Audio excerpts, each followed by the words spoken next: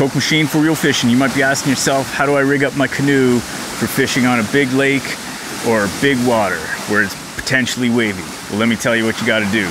You got to get yourself a set of Outriggers. I've got a pair that's made by Spring Creek Outdoors. They're sort of a budget-friendly model, but they get the job done. Are they the best Outriggers? I can't really tell you that because I haven't tried any other ones, but they've gotten the job done for me, and that's cool. So what Outriggers are is you have two floats on either side of the canoe. It's clamped onto the gunnels of the canoe, and then as you tip, the floats support the boat and keep it from being too tippy. This is really handy if all of a sudden the lake blows up and you got some waves coming in.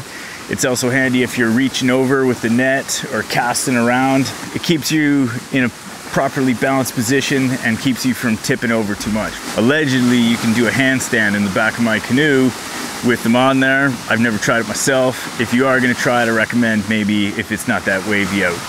But you know, why bother aside from demonstration purposes? In a fishing situation, things are very variable and you never know what's gonna happen. So if you're just paddling along in a canoe, that's great. But if you're fishing, it helps to have that extra support. Another thing you're gonna wanna have are some rod holders. You just have rod holders at the front and the back, because obviously you gotta paddle your canoe, right? You can't be holding the rod at the same time. And you can't be holding the rod with your teeth, that's for sure. Some people might put the rod between their legs while they're paddling, and that's great. But the best is just to have a rod holder. It holds your rod securely. I got a couple of them, they're maybe like 40 bucks a piece. Gets the job done, and I love them. Another thing you're gonna wanna have is a nice long net. I've got a great big telescopic net, so you can reach out there and grab those fish. It just helps because you're gonna have to maneuver around all sorts of stuff, like your Outriggers when you're scooping them up.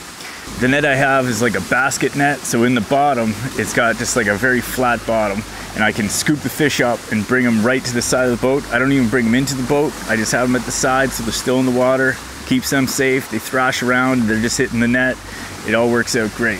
Having a fish in the bottom of your boat is just like a big mess, especially in a canoe where it's a kind of a tight space and you're gonna have issues with it flopping around, and plus there's hooks involved. You know, having the net is great. Another little tip I like to do is if you've got a hook with two treble hooks and the fish is caught on both of them, detach one of the hooks and hook it into the side of the net. The net I have is like rubberized, so the hooks don't stick into it, but it just secures that hook so that it's not thrashing around. My brother can tell you all about the time when he was trying to unhook a pike and one hook was in his hand and the other hook was in the pike's mouth and it was still thrashing around.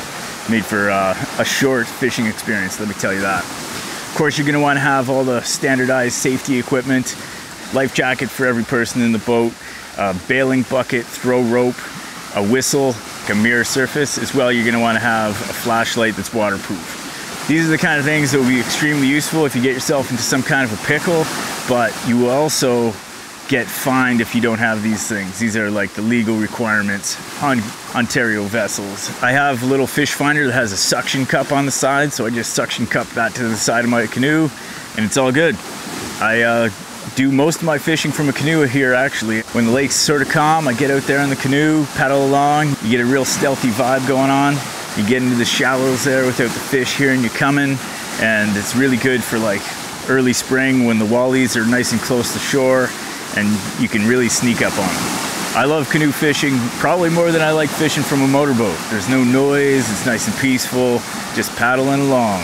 So I recommend fishing from your canoe if you have it properly set up. Get your Outriggers, get your rod holders, get your suction cup on, fish finders, get all the safety gear and hit the lake. We'll talk to you guys later.